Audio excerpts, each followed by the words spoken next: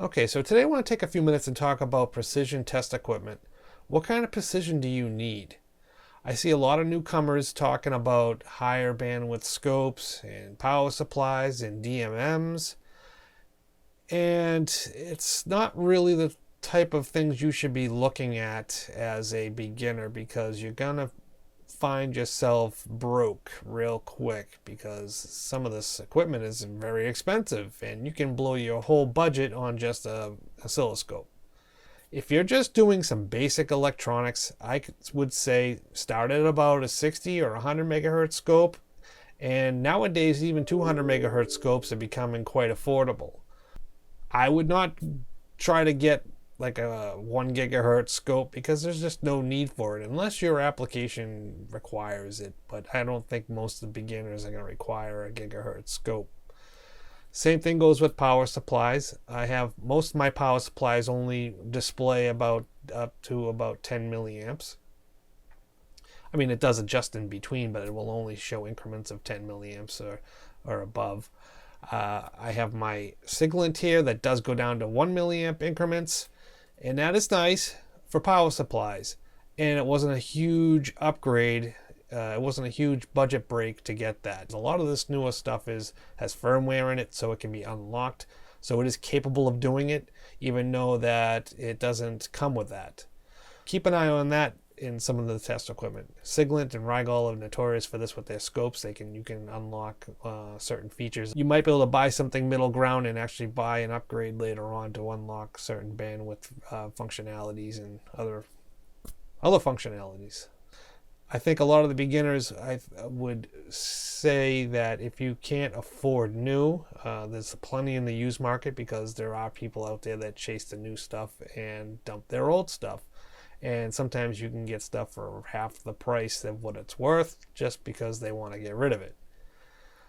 Keep an eye out for that. Like I said, most people that are starting in electronics are only going to be reading batteries and very simple voltages. You don't need something that's going to have to measure down to a microvolt or millivolt or even microamps. I wouldn't worry about all that right now. Just get something that's within your budget. And it doesn't have to be name brand stuff. I've seen some, even Amazon sell some of these off-brand China-made power supplies, and all of it's fine. Like I said, you're not building a rocket ship here, and I'm not either. But you can, if you keep an eye out on places like eBay, you can buy some older HP stuff like crazy.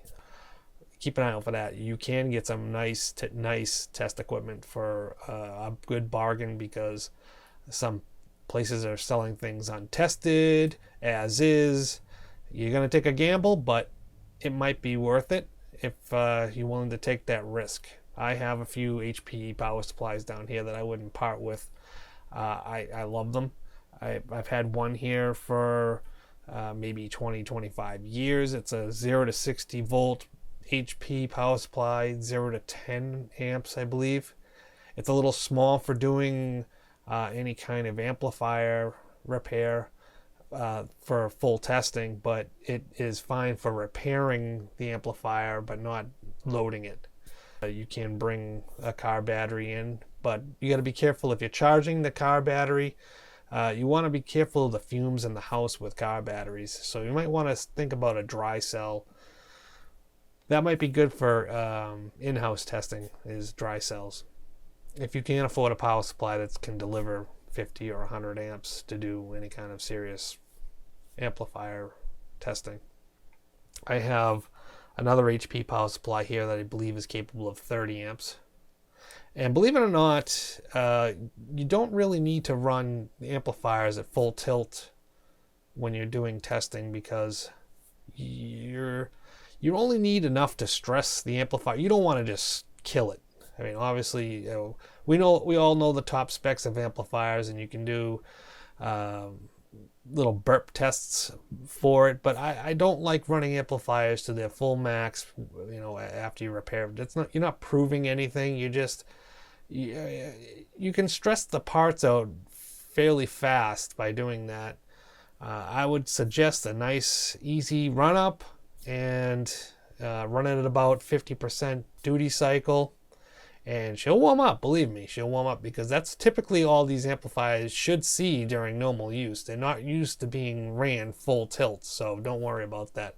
But I digress, I'm getting a little off topic here. So let's get back to the precision. Like I said, you don't need a lot of precision in this test equipment for starting out in projects, microcontroller projects, all that stuff. Don't kill yourself over precision, because you can save literally hundreds of dollars over one digit. For a beginner and even an intermediate, I would highly suggest Siglent products, Rigol products, and even O1. I have some O1 stuff here. It's not bad. It's not bad. It's not the greatest, but it's not bad. I would prefer a Siglent or a Rigol scope over an O1, but I've had my O1 for quite a few years now, and I think I paid $300 or $400 for it. It was a 60 megahertz scope back then. Now I think for $400 you can get a lot more for your money than you could a few years back. So it's a good time right now. So yeah, that's about it. So if you don't like Rigol or Siglent or O1 or whoever, like I said, go on the used market and look for old Fluke gear, old HP stuff. It's out there. You might have to piece some stuff together. You might have to take a few risks, but it's out there. And it is some older stuff, but it is still gems. All right, so that's going to do it for tonight. I hope you guys enjoyed this video. If you have any questions or comments, leave them down below. And if you want, you can hit the subscribe button and hit the notification bell, and you'll be notified when new videos are out. So that's all I have, and good night.